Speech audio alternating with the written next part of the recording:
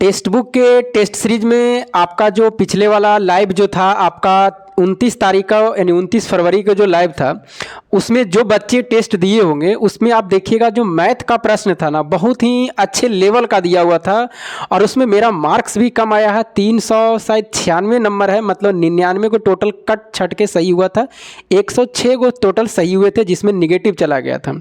इसमें कम नंबर आने का मतलब यही है ना कि इसमें जो जीके का प्रश्न था वो भी अच्छे लेवल के थे और मैथ का जो प्रश्न थे वो भी अच्छे लेवल का, लेकिन मेरा मैथ तो सब सही हो गया था, मतलब एक शायद मैथ गलत हुआ था और 2 रीजनिंग गलत हुआ था।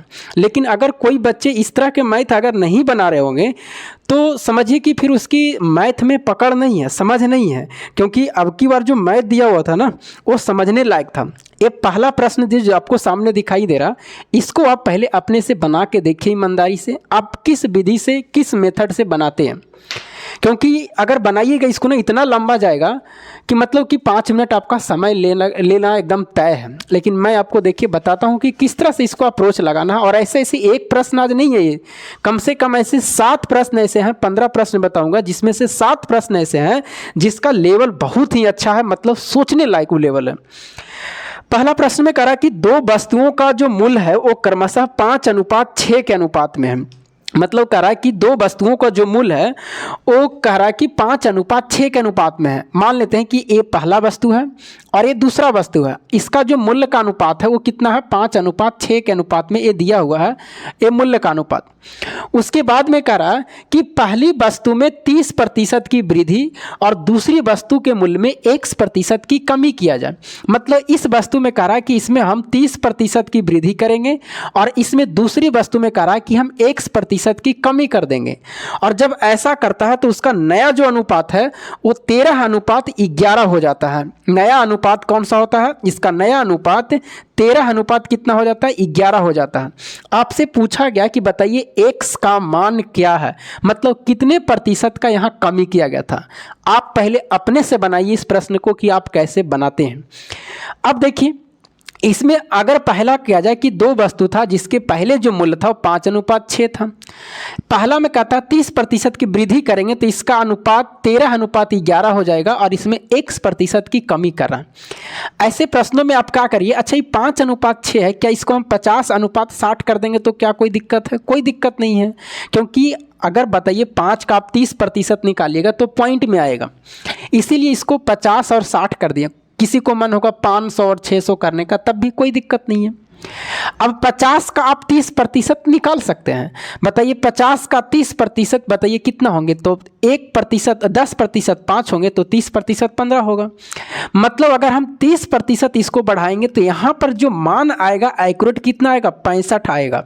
अरे बाबू पहले का मान 50 है, 30% इसमें बढ़ाइएगा तो 15 बढ़ जाएगा, तो 50 और 15 कितना हो गया, 65। ये आपका एक्यूरेट वैल्यू 65 है। अब इसी को रेशियो में काट करके ये 13 लाया है।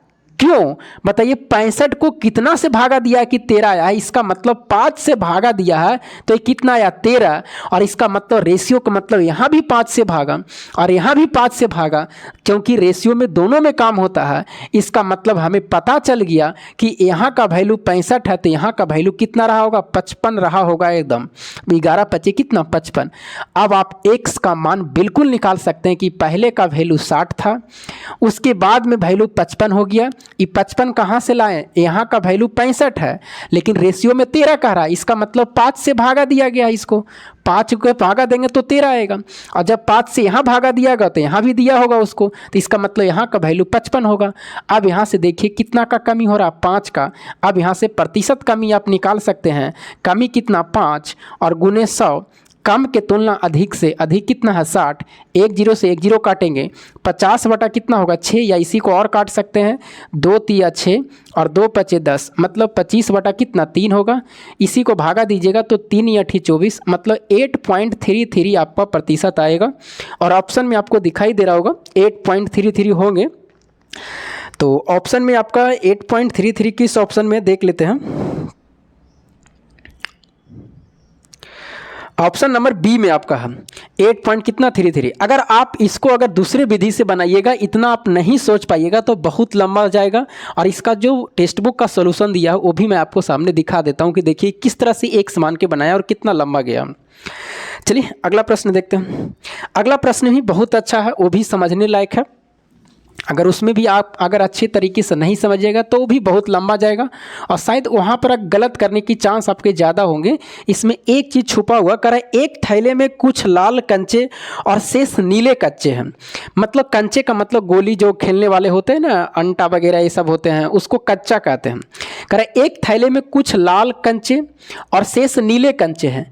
यदि थैले से एक लाल कंचा निकाल दिया जाता है तो लाल कंचों की संख्या के नीले कंचों की संख्या का अनुपात 1:3 है। देखिए यहाँ पर दो टाइप के प्रश्न होते हैं। इसमें जो ये वाले जो प्रश्न कर रहा है ना, एक थैले में लाल और नीला है। जैसे देखिए मान लेते हैं कि ये लाल है और ये नीले हैं, तो यहाँ पर ध्यान दीजिएगा, ये जो प्रश्न कहा गया, मान लेते हैं कि यहाँ 5 गो लाल रहता और 6 गो नीले रहता, तो यहाँ से अगर मान लीजिए 1 गो निकालते हैं तो इसमें मिला नहीं रहा कि लाल से निकाल करके हम नीले में मिला देंगे, ऐसा प्रश्न नहीं कहा। अगर ऐसा प्रश्न कहता तो जिसमें से निकालिएगा तो माइनस होता और जिसमें डालिएगा तो बढ़ जाता, लेकिन ऐसा प्रश्न नहीं कहा। ये प्रश्न को दूसरा कहा। प्रश्न में कह रहा क्या कि एक थैले में कुछ लाल कंचे और शेष नीले कंचे हैं। मतलब लाल है, लाल कंचे है और कौन सा है, नीले कंचे हैं। अब कितना है अभी पता नहीं है। यदि थैले से एक लाल कंचा निकाल दिया जाता है तो लाल कंचों की संख्या का नीले कंचों की संख्या का अनुपात 1 कितना है, 3 होता है। यदि कुल कंचों में से 2 नीले कंचे निकाल दिया जाता है तो लाल कंचों की संख्या शेष नीलों कंचों की जो संख्या का अनुपात है 3:4 है। थैले में कितने नीले कंचे हैं ये आपसे पूछा गया। अब इसको देखिए बनाने के लिए लाल कंचे और कौन सा, नीले कंचे हैं। एक थैले में कुछ लाल कंचे और शेष नीले कंचे हैं। यदि थैले से एक लाल कंचा निकाल दिया जाता है तो लाल कंचों की संख्या नीले कंचों की संख्या से अनुपात 1:3 होता है। मतलब यहाँ पर 1 होगा और यहाँ पर कितना होगा, 3 होगा। कब, जब लाल से 1 निकाल देंगे तब। उसके बाद में अगला लाइन में कहा है कि यदि कुल कंचों में से 2 नीले कंचे निकाल दिया जाता है। अगर यहाँ से हम 2 नीले कंचे, अगला जो लाइन में कहा कि अगर हम 2 नीले कंचे निकाल देंगे नीले वाले को, तो इसका जो अनुपात है लाल कंचों की संख्या शेष नीलों कंचों की संख्या अनुपात 3 कितना होता है, 4 हो जाता है। तो आपसे पूछा गया कि बताइए थैले में कितने नीले कंचे हैं, ये आपसे पूछा गया। अब इसमें देखिए अगर आप बनाइएगा तो लाल कंचा निकाल के इसमें नीले में मिलाया नहीं है, सिर्फ इसमें निकाला गया। इसमें से लाल कंचे सिर्फ निकाला गया, इसमें मिला नहीं रहा। इसका सबसे बढ़िया जो अप्रोच होगा वो ऑप्शन से होंगे। ऑप्शन नंबर ए में जो दिया हुआ वो कितना है, 8 है। बी में दिया हुआ कितना, 6 है। और सी में दिया हुआ कितना है, 7 है। और डी में कितना है, 5 है। मतलब आपसे पूछा जा रहा था कि बताइए इसमें कितने नीले कंचे हैं, यानी जो ऑप्शन में दिया हुआ सब नीले कंचे हैं। और अगर पहला लाइन से चले कि 1:3 दिया हुआ है, इसमें भी आप दिमाग लगाइए कि नीले कंचे की संख्या 3 है और ये सभी नीले कंचे की संख्या है, तो जल्दीबाजी भी अगर आप करिएगा तो वही सही होगा जो 3 से डिविजिबल होगा, क्योंकि कच्चे की संख्या कटना चाहिए। तो 3 से कौन कट रहा है, यानी 6 कट रहा है। यानी आप जल्दीबाजी में भी टिक कर सकते हैं कि 3 दूना कितना, 6 एकदम बिल्कुल कट रहा है। इसका मतलब अगर हम 6 मान के चलते हैं कि नीले कंचे की संख्या अगर पहले 6 होगा तो 3 दूना 6 और लाल का कितना होगा, तो 2 एकम 2 और 1 निकाला था तो कितना होगा, 3 होगा। और 3 दूना 6 मतलब कि नीले अगर 6 गो रहेगा तो रेशियो में 2 से कटा, इस तो यहाँ भी 2 होगा, लेकिन 1 निकाला था तो बताइए कितना होगा, 3 होगा, क्योंकि रेशियो जो है वो 1 निकालने के बाद में है। अब इस लाइन को फुलफिल करवाई। अगर हम यहाँ से 2 को निकालते हैं तो 6 में से 2 जगह कितना बचेगा, 4 बचेगा। तो बताइए यहाँ से तो कुछ छेड़छाड़ नहीं कहा। अब यहाँ से निकालने के बाद में इसमें मिलाया नहीं है, सिर्फ निकाल दिया गया, तो यहाँ तो 3 का 3 ही रहेगा और रेशियो कितना आ रहा, 3:4 आ रहा। इसका मतलब कौन सा सही है, ऑप्शन नंबर बी सही है। नहीं तो फिर आपको मानना पड़ेगा कि लाल का x, नीले का y, और उसके बाद में आप x - 1/y बराबर बटा कितना, 1/3। यहाँ से एक इक्वेशन आएंगे। उसके बाद में फिर कह रहा है कि यहाँ से नीले से 2 निकाला जाए, तो नीले से 2 निकालिएगा तो बताइए यहाँ पर x को कुछ मत करिए और y माइनस कितना, 2, और रेशियो कितना होंगे, 3/4। इसको भी आप कैलकुलेशन करिएगा तो यहाँ से भी x y का का मान निकालिएगा वही आएंगे। तो एक तो ये मेथड है, लेकिन जल्दीबाजी कौन सा, ऑप्शन में। और वो भी जल्दीबाजी कैसे होंगे, आपको देखना है कि नीले की पूछा जा रहा तो नीले ऑप्शन में 3 से कटना चाहिए, वही सही होगा। तो 3 दूना कितना होंगे, 6 होंगे। ऐसे भी आप जल्दीबाजी टिक कर सकते हैं। चलिए अगला प्रश्न देखते हैं।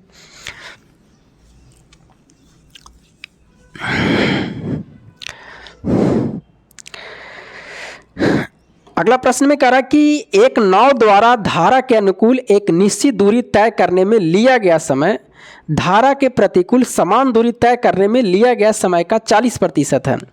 मतलब एक नाव धारा के अनुकूल के मतलब धारा के दिशा में और उसके बाद में निश्चित दूरी तय करने में लिया गया समय धारा के प्रतिकूल मतलब कि विपरीत में, यहाँ से जो लिया गया समय है वो दूरी करने में लिया गया समय का 40% है। मतलब यहाँ का जो समय है वो 100 है, तो यहाँ का समय कितना होगा, 40। अगर इसको काटेंगे तो 20 दूना 40 और 20 बचे 100। एक किसका रेशियो है, समय का रेशियो है।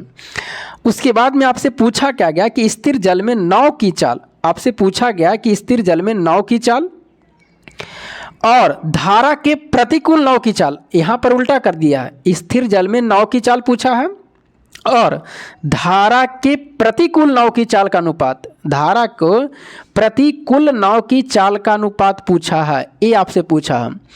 लेकिन यहाँ बताइए धारा की चाल नहीं लिखा, यहाँ तो नाव की चाल ठीक है, लेकिन यहाँ धारा की चाल नहीं पूछा, यहाँ पूछा है प्रतिकूल नाव की चाल पूछा है। तो यहाँ पर प्रतिकूल मतलब अपोजिट होंगे, यहाँ पर धारा नहीं सिर्फ पूछा गया। अब यहाँ से अगर निकालेंगे तो बताइए कि यहाँ समय दिया हुआ, अगर दोनों का यहाँ पर दोनों का दूरी समान है तो यहाँ से आप निकाल सकते हैं चाल का जो रेशियो होंगे पलट जाएंगे, यानी चाल यहाँ से कितना होंगे 5 और यहाँ से कितना हो जाएंगे 2 हो जाएंगे, क्योंकि चाल बराबर दूरी बटा समय होंगे। दूरी दोनों जगह समान गया है तो जो समय का रेशियो उसको उल्टा करेंगे तो चाल हो जाएंगे। अभी चाल जो आए हैं धारा के दिशा में है, मतलब अगर नाव की चाल आप कुछ मानते ए बी एक्स वाई, तो यहाँ धारा के दिशा में क्या बनता एक्स प्लस वाई, और यहाँ क्या बनता एक्स माइनस वाई बनता। अगर नाव को एक्स मानते धारा को वाई मानते, तो यहाँ जो चाल है ना वो 5:2 वो धारा के दिशा में है और धारा के विपरीत में है। आप ये नहीं कह सकते हैं कि नाव की चाल है ये धारा की चाल है। हाँ, अब आप निकाल सकते हैं कि नाव की चाल अगर निकालना है तो ये दोनों के जोड़ के 2 से भागा, तो 5 और 2 कितना होंगे 7/2। और प्रतिकूल का मतलब कि विपरीत में जा रहा है, तो विपरीत में तो आपको पता है ही है कितना है 2 है, तो बिल्कुल 2 लिख दीजिए। अब इसी को आप गुना कर सकते हैं, तो 7 का 7 और ये 2 दूना कितना होंगे 4, यानी जो आपका रेशियो होंगे वो 7 अनुपात कितना होंगे 4 होंगे, जो कि ऑप्शन कहाँ है सी में है। कितना यहाँ पर अगर प्रश्न को नहीं पढ़ेगा तो 9 लिख देगा और धारा लिख देगा, और यहाँ पर धारा निकालेगा तो 5 में से 2 घटा के 3 और 2 से भागा देंगे, जो कि गलत हो जाएगा। आपसे पूछा गया प्रतिकूल नाव की चाल यहाँ पूछा, तो इस बात को आप ध्यान रखिएगा कि लैंग्वेज में यहाँ दिया क्या। चलिए आगे बढ़ते हैं। आज जो प्रश्न थे सब अच्छे लेवल के थे, इसमें एक टेस्ट सीरीज से आपको ऐसा पूछा गया ये सब है। अगला है रामोस, जेम्स, क्रिस्टियानो और मेड्रिक अपना फिजिकल असाइनमेंट 5, 10, 15 और 20 दिनों में पूरा कर सकते हैं। एक रामोस है, एक जेम्स है, एक क्रिस्टियानो है और एक मेड्रिक है। ये जो अपना फिजिकल है वो 5 दिनों में, 10 दिनों में, 15 दिनों में और 20 दिनों में पूरा कर सकते हैं। यदि पहले दिन रामोस और मेड्रिक एक साथ, रामोस और मेड्रिक एक साथ मतलब कि पहला दिन में ये दोनों एक साथ जाता है, तथा दूसरे दिन में जेम्स और क्रिस्टियानो, दूसरा दिन में है जो जेम्स और क्रिस्टियानो जाता है, एक साथ कार्य करते हैं, तो वे आने वाले दिनों में उसी तरह से कार्य करते हैं, तो संपूर्ण कार्य को पूरा करने में कितने दिन लगेगा ये आपसे पूछा गया। तो पहले को इसका एलसीएम निकाल लीजिए कि इसका एलसीएम कितना होंगे, तो बताइए 5, 10, 15 का एलसीएम 60 होगा, मतलब टोटल काम कितना करना है 60 करना है। तो ये 12, 25, 60, 10 6 60, 15 चौके 60 और 20 दिया 60, ये क्षमता हो गया सबका। अब बताइए कि काम कैसे किया, तो पहला दिन क्या है, पहला जो दिन काम किया रामोस और मेड्रिक, तो रामेश और मेड्रिक कितना दिन करेगा 12 और 3 15, मतलब एक दिन में कितना करेगा, तो एक दिन में ये 15 काम करेगा। उसके बाद में ये कितना करेगा जेम्स और क्रिस्टियानो, तो 6 और 4 10, मतलब ये एक दिन में 10 करेगा। यानी आपको 2 दिन में अगर देखा जाए तो 2 दिन में जो काम हो रहा है वो 15 और 10 कितना हो रहा है 25। टोटल 60 करना है तो इसमें कितना से गुना करें कि इससे बराबर या कम होना चाहिए। 3 से गुना करेंगे तो ज़्यादा, 2 से गुना कर देते हैं इधर। यानी 4 दिन में जो आपका काम होगा वो कितना होगा, 50 होगा। 60 काम करना था, 4 दिन में मात्र 50 काम हुआ है। अभी 10 काम बचा हुआ है, तो 10 काम अगले दिन कौन करेगा, तो चौथा दिन में कौन करेगा। तो दिमाग लगाइए, पहला दिन में ये दोनों, दूसरा दिन में ये दोनों, फिर तीसरा दिन में ये दोनों, और चौथा दिन में ये, यानी 5वां दिन जो आने वाले हैं ये दोनों आने वाले हैं। और ये दोनों काम करता है एक दिन में 15 को। आपको करना है मात्र 10 काम, यानी 5वां दिन, यानी जो टोटल काम होगा 5 पूर्णांक, और टोटल जो काम आपको करना है उसको ऊपर लिखिए और जो काम करेगा उसको नीचे लिखना। तो कितना काम करता है दोनों, 15 काम।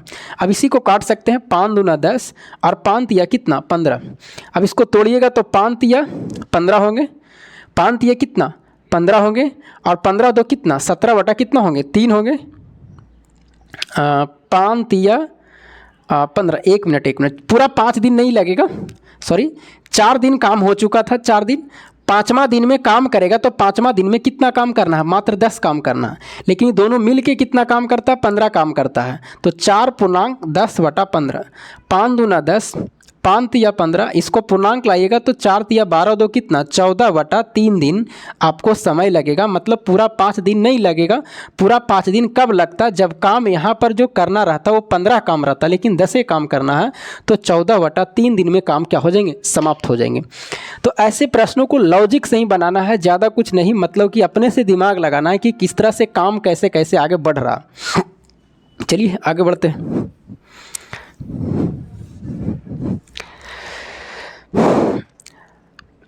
अगला है, यदि समीकरण, देखिए समीकरण से है, मतलब 10th क्लास में ऐसा प्रश्न दिया हो रहता है 2x + 3y = 7, एक समीकरण ही है।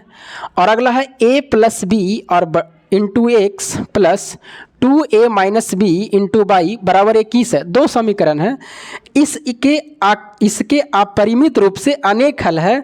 तो बताइए निम्नलिखित में कौन सा विकल्प सत्य है, मतलब a और b का मान पूछा जा रहा।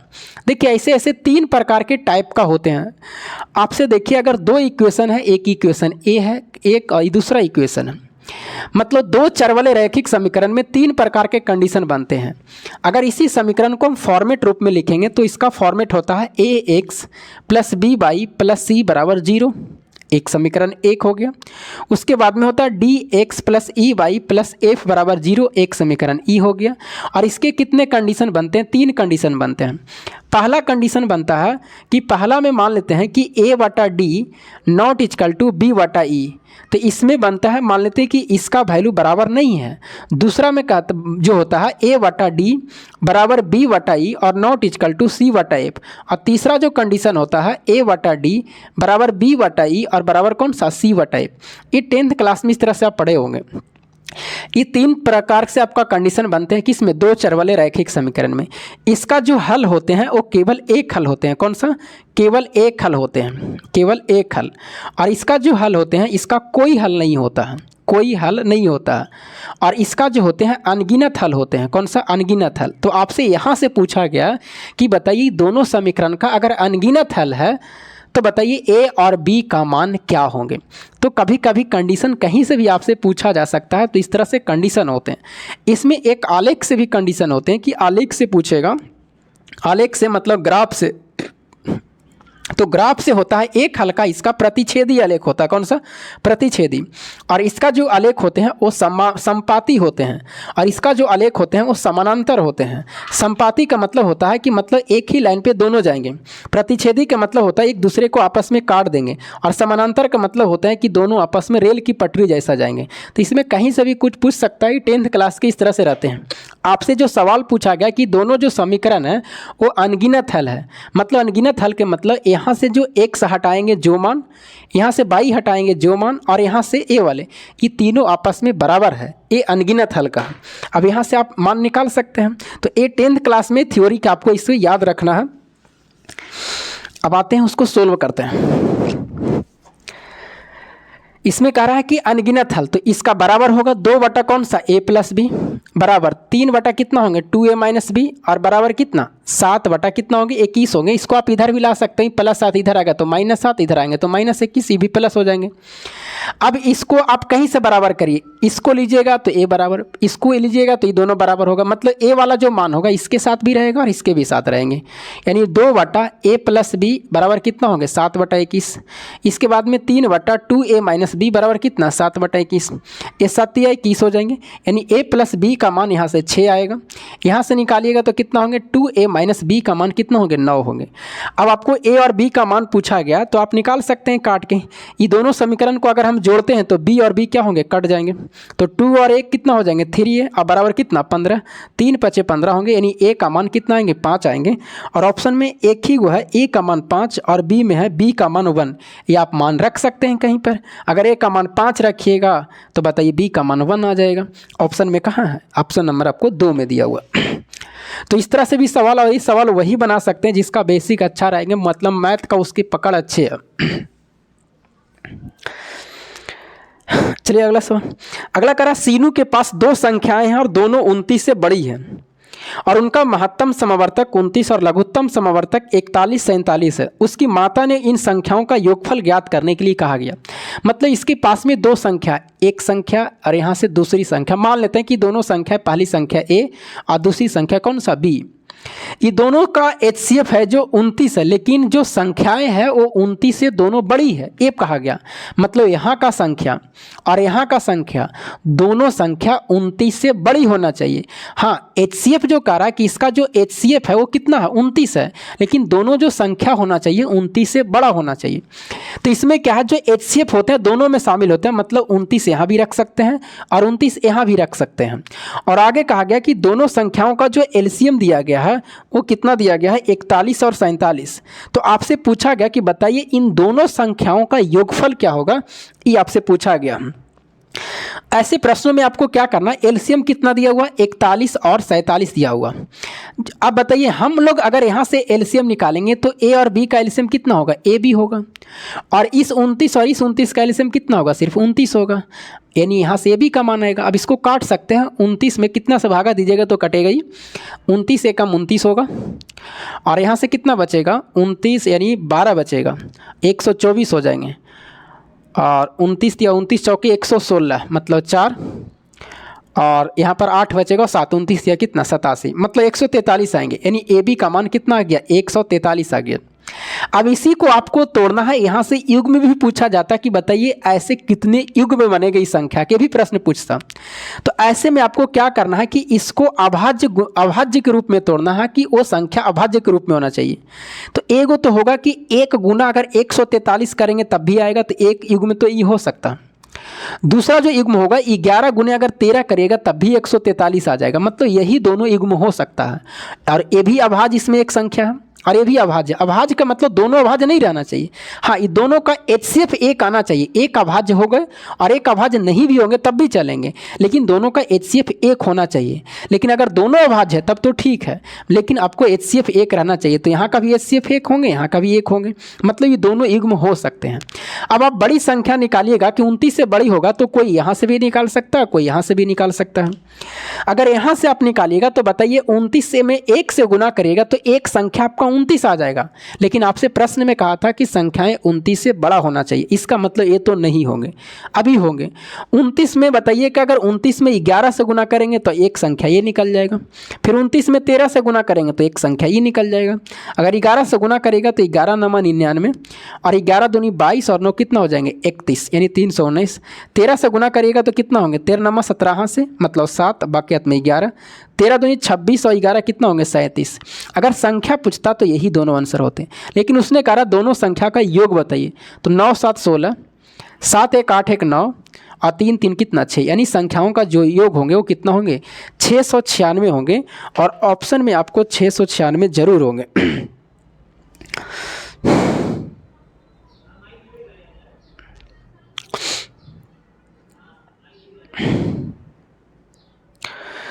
ऑप्शन में आपको कहाँ डी में दिया हुआ। चलिए आगे प्रश्न देखते हैं।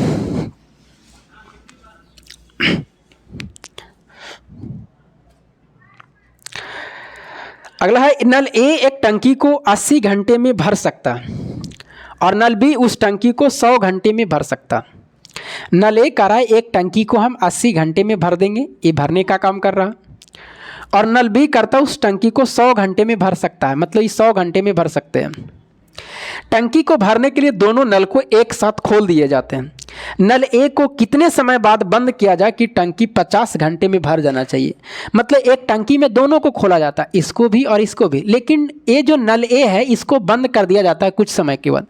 अब कितने समय के बाद बंद कर दिया जाना चाहिए कि ये जो टंकी एक ये जो टंकी दिखाई दे रहे हैं ये 50 घंटे में पूरा टंकी क्या होते हैं, भर जाते हैं, ये आपसे कह रहा है। पहले तो क्या करिए, दोनों का आप एलसीएम निकालिएगा तो यही आपको कार्य करेगा, ये मतलब यही क्षमता होंगे टंकी का। तो 80 और 100 का बताइए, अगर आप एलसीएम निकालेगा तो कितना होंगे, 400 होगा मान लेते हैं। सॉरी, 80 और 100 का एलसीएम कितना होंगे, 400। 80 × 400 मतलब इसकी क्षमता 5 है, और 100 चौके 400 इसकी क्षमता कितना है, 4 है। अब बताइए यहाँ से दिमाग लगाइए कि ठीक है ए को बंद कर दिया गया है, क्या बी कभी भी बंद हुआ, नहीं हुआ। इसका मतलब टंकी 50 घंटा में भरता है, इसका मतलब है कि बी पूरे 50 घंटा तक खुला होगा। तो देखते हैं बी जो है 50 घंटे में कितना काम करेगा। तो 50 घंटे में 1 घंटे में 4, तो 50 घंटे में कितना काम करेगा, 200 काम करेगा। टोटल काम 400 करना होगा। इसका मतलब अब जो है ये 200 कर दिया है, जो बाकी 200 शेष बचा हुआ है ये कौन किया होगा, ये ही किया होगा। इसमें तो बी नहीं आया होगा क्योंकि बी को तो 50 घंटा हो गया। अब ये 200 जो टंकी भरा होगा वो ए भरा होगा, और ए का क्षमता 5 है, इससे भागा देंगे तो 50 चौके 200 यानी 40 आएगा। इसका मतलब 40 घंटा काम कौन किया है, ए किया है। टोटल काम 50 घंटे में समाप्त हुआ था। इसका मतलब है कि 10 घंटे यानी 40 घंटे बाद बंद कर दिया जाना चाहिए। यानी पूछेगा कि कितना काम किया, 40 घंटे, कितने घंटे बाद बंद कर दिया जाना चाहिए, 40 घंटे। ऑप्शन में 10 घंटे भी है। पूछेगा कितने घंटे काम नहीं किया है, तो 10 घंटे। कितने घंटे बाद बंद कर दिया जाए, तो 40 घंटे। तो ऑप्शन में आपको 40 है, तो ऑप्शन नंबर आपको 2 क्या होंगे, सही होंगे।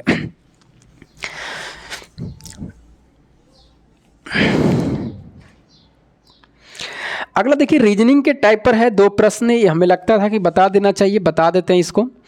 आप इसमें दिमाग लगाइए कि कौन सा कॉन्सेप्ट इसमें है और उसके बाद में कमेंट करिएगा। ऐसे तो बता देते हैं। इसमें 28 दिया हुआ है, 44 है और ये 36 है, ये 7 है, 2 है, 4 है, इसमें 21 है और एक खाली है, इसके बाद में 22 है। इसमें आप दिमाग लगा के देखिएगा कि इसमें कौन सा कॉन्सेप्ट लगा है। वीडियो को रोक करके पहले इसमें जो कॉन्सेप्ट लगा है देखिएगा। पहला जो लाइन में है ये बताइए कि 28 है, तो इसमें क्या किया गया कि इसमें भी 2 से भागा दिया गया है, इसमें भी 2 से भागा दिया गया और इसमें भी 2 से भागा दिया गया था। तो बताइए 2 से भागा दीजिएगा तो कितना होंगे, 14 होगा, और 14 और 7 कितना हो जाएंगे, 21 हो जाएगा। यहाँ 2 से भागा दीजिएगा तो 18 होगा, और 4 जोड़िएगा तो कितना होंगे, 22 होंगे। 2 से भागा दीजिएगा 22 और 2 जोड़िएगा तो कितना होंगे, 24 होंगे। तो यहाँ का जो वैल्यू होंगे वो कितना होंगे, 24 होंगे। तो इस तरह से इसका लॉजिक था, लेकिन ये मेरा गलत हो गया था। शायद दूसरा लॉजिक हम लगाए थे और उसका ऑप्शन भी मिल गया था, लेकिन ये लॉजिक आपका कैलकुलेशन में यही लॉजिक दे रहा था।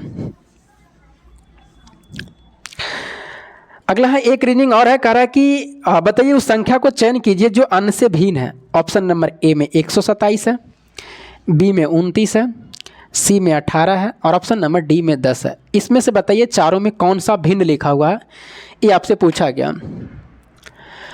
इसमें अगर देखा जाए 127, 29, 18 और कितना 10 है। इसमें क्या किया गया लॉजिक में कि ऐसे प्रश्नों को आप रोक करके पहले देखिएगा कि इसमें कौन सा लॉजिक लगाया गया, क्योंकि आपको ऐसे माइंड डेवलप होंगे कि कौन सा लॉजिक इसमें लगा। अब जब नहीं समझ में आ रहा तो आप वीडियो को स्टार्टिंग करिएगा, तब आप देखिएगा कि हाँ ये लॉजिक लगा। 127, 29, 18, 10 है। इसमें कहा किया गया था कि इसमें क्यों किया गया कि 3 का क्यू अगर करेंगे, 127 है या 27, 127 है, 29 है, 18 कौन सा है, 10 है। मतलब इसमें क्यों किया गया था कि 5 का क्यू करिए तो कितना होंगे, 125 और प्लस कितना 2। इसमें क्या गया, 3 का क्यू करिए और प्लस कितना 2। इसमें क्या है, 10 में मतलब कि 2 का क्यू है और प्लस कितना 2 है। और 18 में ऐसा आपको नहीं हो रहा होगा, किसी को आप क्यू करके देखिएगा और प्लस 2 करेगा वो आएगा ही नहीं। इसमें लॉजिक था कि किसी भी संख्या को क्यू करके उसमें 2 जोड़ा गया, तो 127 लाना तो 5 का क्यू प्लस 2, 29 लाना 3 का क्यू प्लस 2, 10 लाना 2 का क्यू प्लस 2। 18 में ऐसा नहीं है, तो इसका आंसर कौन सा होंगे, 18 बिल्कुल अलग है। आप किसी भी तरह से अगर छांटने का प्रयास करिएगा सम विषम संख्या और नंबर, तो ये सब नहीं छटेगा उसमें।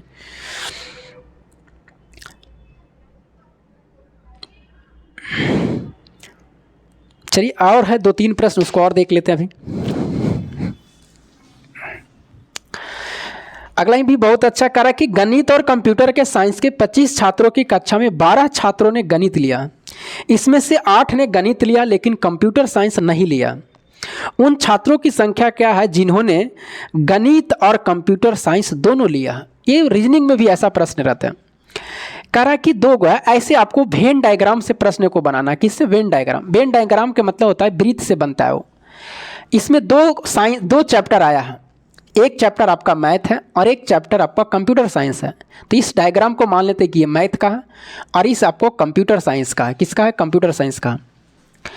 इसमें आपको कहा गया कि 25 छात्र है, मतलब कि दोनों मिलाने के बाद में गणित और कंप्यूटर साइंस के 25 छात्र, मतलब टोटल जो छात्र हैं वो टोटल स्टूडेंट कितना है? तो टोटल जो स्टूडेंट्स है वो कितना है? 25 है। मतलब वो मैथ भी पढ़ रहा होगा, कंप्यूटर साइंस भी पढ़ रहे होंगे।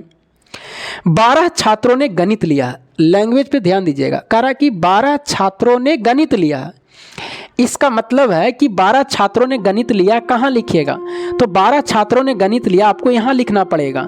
अगर यहाँ 12 लिख दीजिएगा तो इसका मतलब ही हो जाएगा कि 12 छात्रों ने केवल गणित लिया।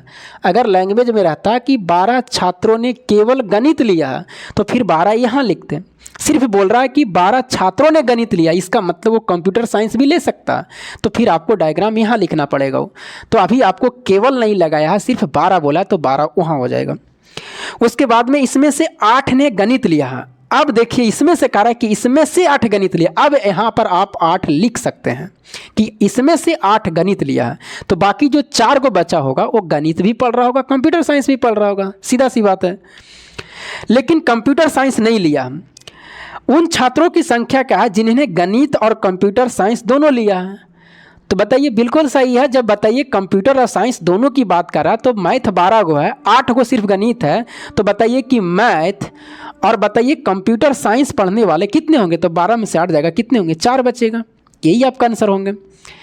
अब यहाँ से अगर पूछता कि बताइए 25 में से 12 है तो कंप्यूटर साइंस कितना पढ़ रहा होगा? 13। अब 13 पढ़ रहा होगा तो यहाँ से 12 में से ही 8 यहाँ हो गया तो 4 दोनों पढ़ रहा होगा, तो यहाँ से भी निकाल सकते हैं 13 है 4 है तो कितना पढ़ रहा हो? 9। अगर आपसे पूछता कि बताइए सिर्फ केवल कंप्यूटर साइंस कितने हैं तो 9 आंसर। कंप्यूटर साइंस और मैथ कितने हैं तो 4। पूछता कंप्यूटर साइंस कितने हैं तो 13। कुछ भी पूछेगा आप यहाँ से आप निकाल सकते हैं।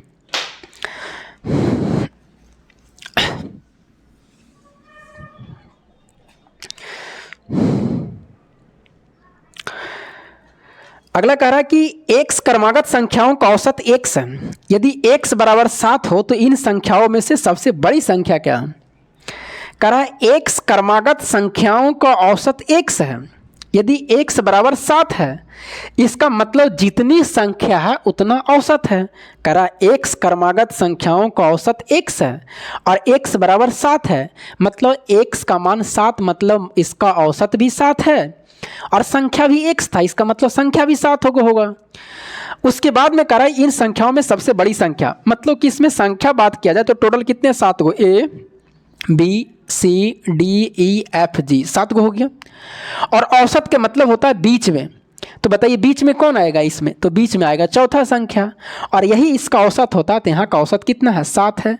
और एक क्रमागत संख्या, क्रमागत के मतलब लगातार कर रहा, तो लगातार आगे बढ़ेंगे तो बताइए अगर हम 5वां संख्या लिखानेंगे तो 8 होगा, ई संख्या निकालेंगे तो 9 होगा और ये संख्या कौन सा होगा? 10 होगा। पीछे भी आ सकते हैं तो घटाना पड़ेगा, ये 6 होगा, ये 5 होगा, ये कौन सा होगा? 4 होगा। अब इसमें से आपको पहली संख्या पूछे, दूसरी संख्या पूछे, बड़ी संख्या पूछे, कुछ भी पूछे, आपको बड़ी पूछा जा रहा था इसका आंसर 10 होगा, छोटी पूछता तो 4 होता। तो आपको इसका बड़ी पूछा गया तो इसका आंसर कितना होंगे? 10 होंगे, जो ऑप्शन नंबर 3 में दिया हुआ। एक आपका लास्ट है आपकी,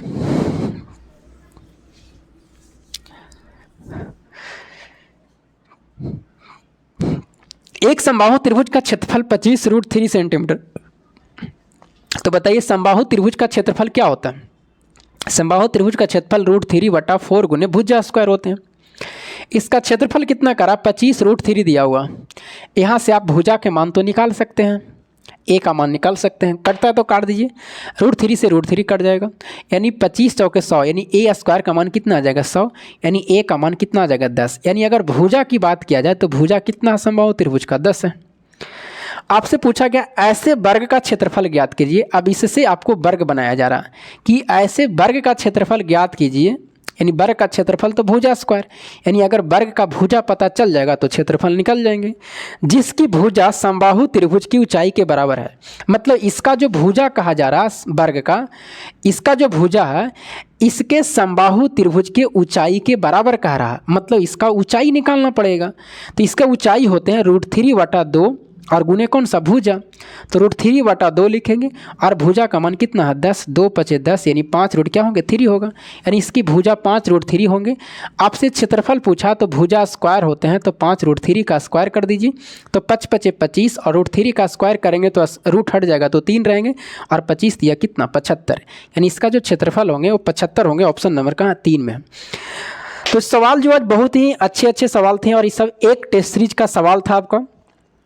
मतलब कि प्रश्न जो पूछने के तरीके थे मैथ का, लगभग 6 प्रश्न ऐसे थे, 5 प्रश्न जो बहुत ही अच्छे थे। मतलब आप दिमाग लगाइएगा तभी बन सकते हैं, नहीं तो आप बनाइएगा तो बहुत ही लंबा जाएगा। उसमें कॉन्सेप्ट वाले अच्छे प्रश्न डाले हुए थे और इसका जीके जो इस टेस्ट सीरीज का था वो भी बहुत ही अच्छे था। इसीलिए मार्क्स जो आए थोड़ा बहुत कम आए हैं, मतलब 5-6 नंबर क्वेश्चन और सही होना ही चाहिए। जैसे मेरा भी 396, मतलब 100 के राउंड 107 सही हुआ था, तो इस तरह से करके लगभग 110-12 सही होनी चाहिए हर टेस्ट सीरीज में। तो कभी कभी कम बेसी होते रहते हैं। इसका टेस्ट सीरीज का लेवल बहुत ही अच्छा था और लाइव ऐसा टेस्ट सीरीज आप देते रहिए। टेक्स्ट बुक पर फ्री देता है, सप्ताह में 1 मिलते हैं, आप उसको अटेंड जरूर करें। फिर मिलेंगे आपको अगले वीडियो में। वीडियो को अच्छा लगता है थोड़ा सा लाइक शेयर सब्सक्राइब आप जरूर करें। तब तक के लिए जय हिंद।